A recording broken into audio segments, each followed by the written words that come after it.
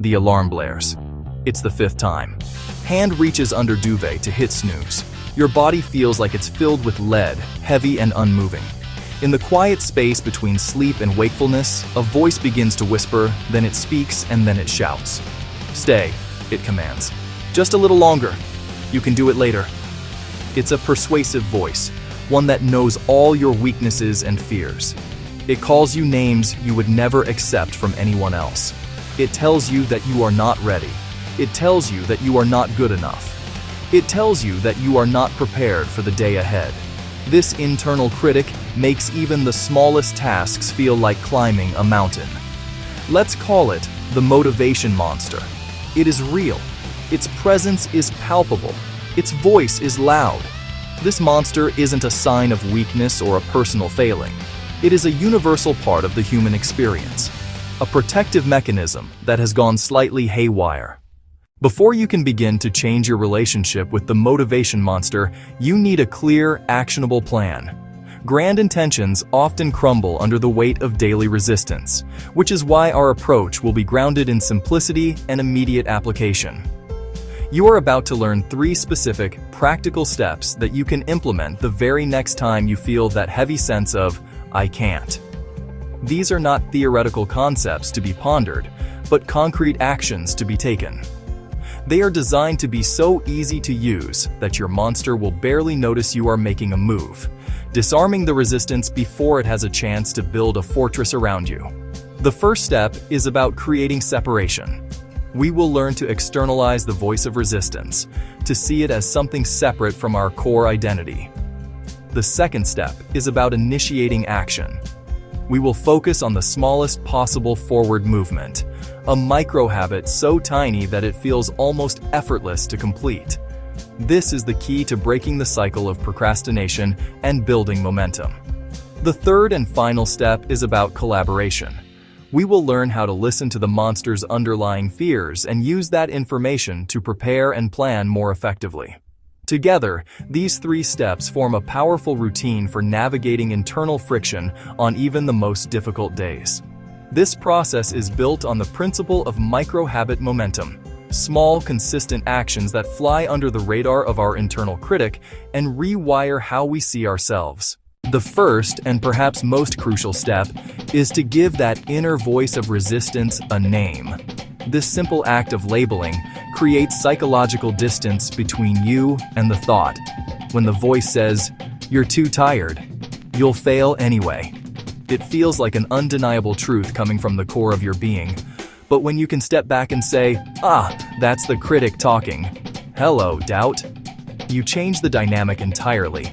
You are no longer the thought, you are the observer. Naming transforms an internal commander into an external, observable entity. It makes the monster smaller and less intimidating. Try this the very next time resistance rises. When that familiar negative voice begins its monologue, pause for a brief moment. Acknowledge its presence. Then, in your head or a quiet whisper, greet it by name. The gremlin, the judge, fear, Mr. Grumbles.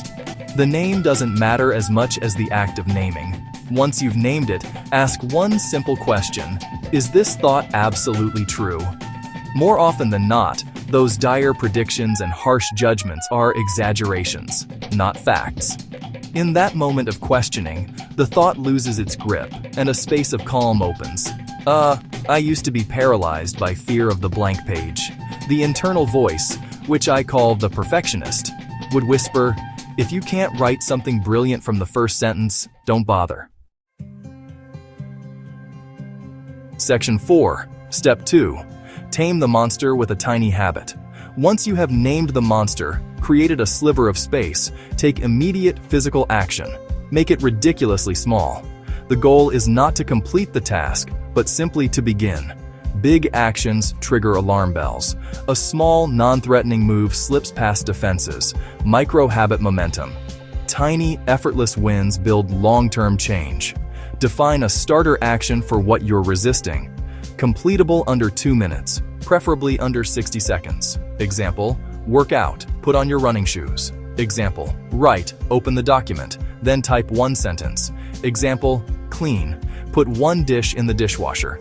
The objective is just to do the tiny habit. That's it. You can do more if you want, but the only requirement is the start. This works because it feeds your brain's reward system. Your brain seeks progress. A tiny action equals a small win, a bit of dopamine, making the next step easier. Section 5. Step 3. Partner with the monster for smarter action. After you have named the monster and tamed it with a tiny action, you can move to the final, most sophisticated step, partnering with it. This may sound counterintuitive, but the monster's voice, which is fundamentally a voice of fear, contains valuable information.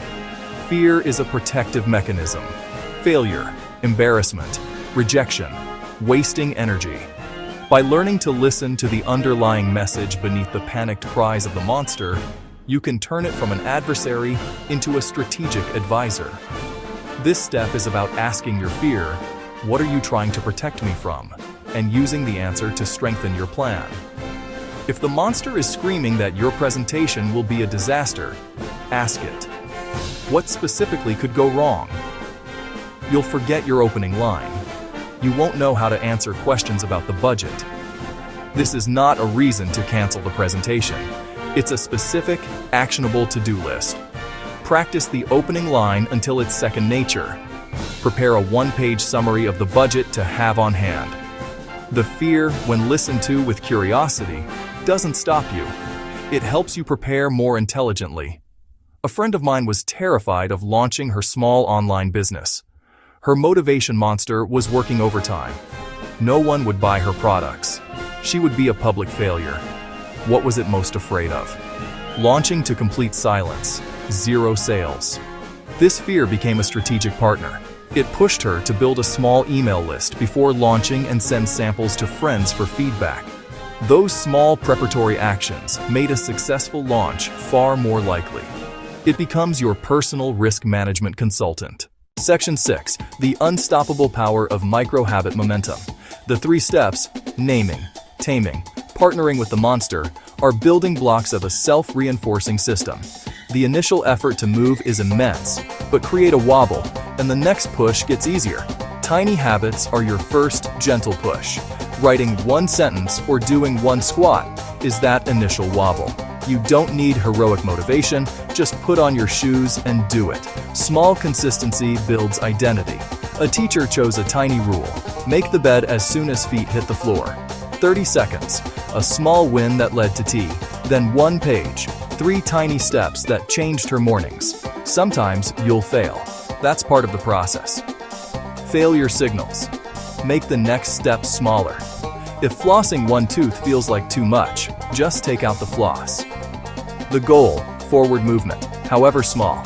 Over time, small actions pile up like snowflakes and become an avalanche of momentum. Section 7. Your first step starts now. A call to action. We have walked through how to name, tame, and partner with your motivation monster. Tiny actions create unstoppable momentum. But knowledge alone does not create change. Action does. The journey begins right now with a single, deliberate choice. Here is your simple routine. First, notice the resistance and give it a name. Say, "Hello, doubt." Second, immediately perform one tiny predefined action. Third, get curious. Ask what it fears and prepare. Momentum grows like a snowball, but it needs a starting flake. That is your task for today. Right now, choose one tiny habit under 1 minute. Decide it, write it, do it.